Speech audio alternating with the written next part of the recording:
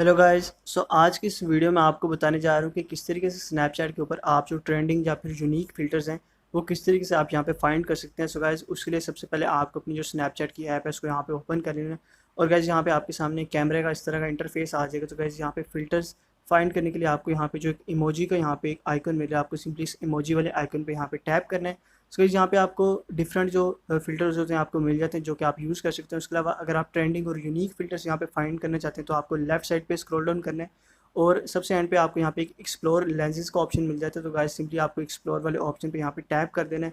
जैसे आप यहाँ पे टैप करेंगे तो आपको डिफरेंट और यहाँ पे जो है लेंसेज या फिर आपको फ़िल्टर्स मिल जाते हैं स्नैपचैट के। आपको यहाँ पे ट्रेंडिंग्स मिल जाते हैं, आपको यहाँ पे फेस और वर्ड और डिफरेंट आपको कैटेगरीज में यहाँ पे आपको जो है फ़िल्टर्स मिल जाते हैं जो कि आप यहाँ पे यूज़ कर सकते हैं। और गाइस, ये यूनिक फ़िल्टर्स होते हैं या फिर बहुत ही फेमस फ़िल्टर होते हैं जो कि यहाँ पे ज़्यादातर लोग यूज़ कर रहे होते हैं। गाइस, इस तरीके से आप कोई भी फ़िल्टर या यूनिक सा फ़िल्टर अगर आप फाइंड करना चाह रहे हैं स्नैपचैट पे तो इस तरह इजीली आप कोई भी फ़िल्टर यहाँ पे फाइंड कर सकते हैं और उसको इजीली आप स्नैपचैट पे यूज़ कर सकते हैं।